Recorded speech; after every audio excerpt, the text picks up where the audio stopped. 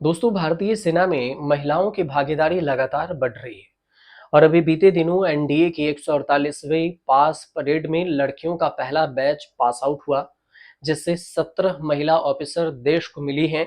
लेकिन भारतीय सेना में महिला की जो भागीदारी है, एक महत्वपूर्ण हस्ताक्षर के तौर पर लेफ्टिनेंट जनरल साधना सक्सेना नायर का नाम अमिट है, जो कि भारत की पहली महिला डीजी मेडिकल सर्विसेज आर्मी है। तो फिर आखिर ये लेफ्टिनेंट जनरल साधना सक्सेना नायर कौन है? उन्होंने कहाँ से एजुकेशन ली थी? इनके बारे में डिटेल्स आपको बताते हैं। डीजी मेडिकल सर्विसेज आर्मी के तौर पर उनकी भूमिका क्या है, साथ ही ये भी जानेंगे कि उनकी उपलब्धियां क्या है। इन सारी चीजों को इस वीडियो में समझने की कोशिश करेंगे और आपको आसान भाषा में बताएंगे।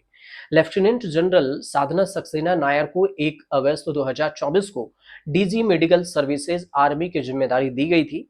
इस जिम्मेदारी के मिलते ही लेफ्टिनेंट नायर के नाम देश की पहली महिला डीजी मेडिकल सर्विसेज आर्मी होने का खिताब भी जुड़ गया। लेफ्टिनेंट जनरल नायर का जन्म दिल्ली में साल 1964 में हुआ था। उनके पिता का नाम एयर कमोडोर विनोद कुमार सक्सेना और मां मनोरमा सक्सेना है।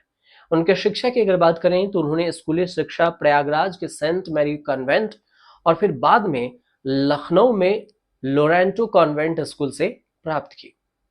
अब आगे की अगर डिटेल्स की बात करें तो एक समृद्ध सैन्य विरासत वाले परिवार में जन्मी लेफ्टिनेंट जनरल साधना सक्सेना नायर ने पुणे स्थित सशस्त्र बल चिकित्सा महाविद्यालय, जिसे एएफएमसी कहते हैं, इसे एएफएमसी से डिस्टिंक्शन के साथ उन्होंने ग्रेजुएशन किया। रेगुलर क्लास नहीं की। इसके बाद में उन्होंने फैमिली मेडिसिन में पीजी किया, मतलब मास्टर।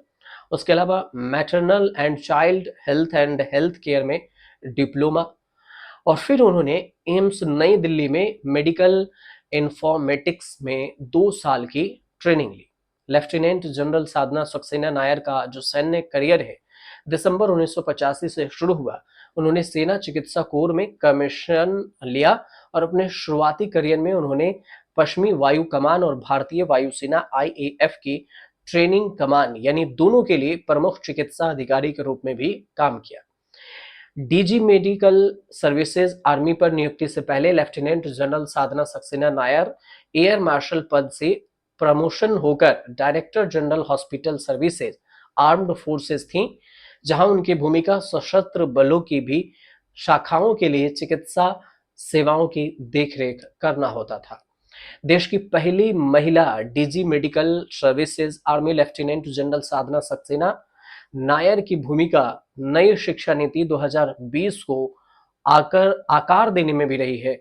लेफ्टिनेंट जनरल नायर को डॉक्टर कस्तूरी रंगन समिति में एक्सपर्ट सदस्य के रूप में भी नामित किया गया था, जिसने राष्ट्रीय शिक्षा नीति एनईपी को चिकित्सा शिक्षा ड्राफ्ट का मसौदा यानी खाका तैयार करने में महत्वपूर्ण भूमिका निभाई। डीजी मेडिकल सर्विसेज आर्मी के तौर पर लेफ्टिनेंट जनरल साधना सक्सेना नायर की भूमिका सैनिकों को सर्वोत्तम संभव चिकित्सा सुविधा कैसे मिलने हैं, ये सुनिश्चित करना है। तो वहीं पर लेफ्टिनेंट जनरल नायर के विजन में भी उन्नत चिकित्सा प्रौद्योगिकी को एकीकृत करना और सैनिकों के लिए जो अच्छे स्वास्थ्य मानसिक स्वास्थ्य सहायता में सुधार करने के लिए ध्यान केंद्रित करना भी शामिल है। तो ये कुल मिलाकर जो जानकारी थी, ये नायर सक्सेना के से जुड़ी हुई थी। उम्मीद करते हैं कि आपको ये जानकारी छोटी सी पसंद आई हो, और आई हो तो हमारे चैनल से जुड़िए, सब्सक्राइब कीजिए, लोगों तक शेयर कीजिए वीडियो और कमेंट जरूर कीजिएगा।